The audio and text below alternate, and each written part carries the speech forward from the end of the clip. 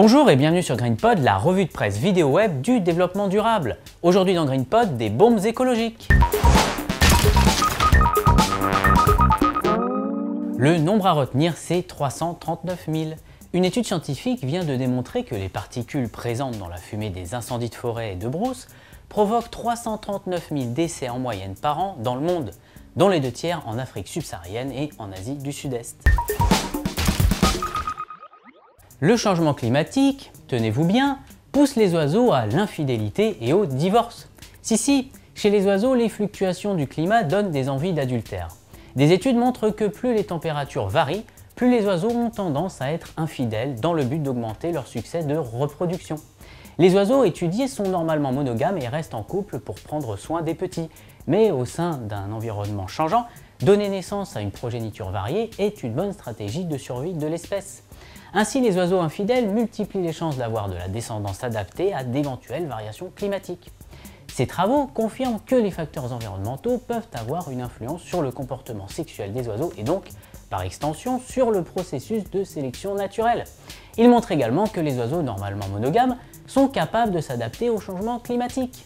Moralité, l'infidélité, c'est juste un processus d'adaptation chez les oiseaux. Le lac Kivu, situé entre le Rwanda et la République démocratique du Congo, abrite plus de 2 millions de personnes sur ses rives. Pourtant, un danger mortel sommeille dans ses profondeurs.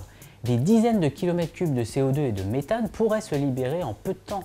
Selon les dernières estimations, 300 km3 de CO2 et 60 km3 de méthane seraient retenus à plus de 300 mètres sous la surface du lac. Le problème est que la quantité de gaz dissous arrive à saturation. Des mouvements d'eau vers le haut, causés par exemple par un tremblement de terre, pourraient provoquer une libération brutale des gaz suivie d'une explosion en surface. Le projet KivuWatt propose d'extraire le méthane de l'eau pour produire de l'électricité. La bombe pourrait alors devenir une aide économique en faisant chuter le coût de production du courant et sauvant des centaines de vies. Pour rappel, un cas similaire était apparu au Cameroun en 1986 et avait provoqué la mort de plus de 1000 personnes. Une étude réalisée par des scientifiques finlandais tente de montrer que l'eau salée pulvérisée sur les nuages et dans l'atmosphère pourrait contribuer à lutter contre le réchauffement climatique. Ils ont constaté que l'eau salée permettait de renvoyer plus de radiation solaire et le sel pulvérisé sur les nuages permettait quant à lui de rendre ces derniers plus réfléchissants. Attention, pas trop de sel tout de même, si on veut éviter le cumulo-infarctus. Voilà, GreenPod, c'est terminé, mais on se retrouve très vite pour encore plus d'actu verte et durable. À bientôt!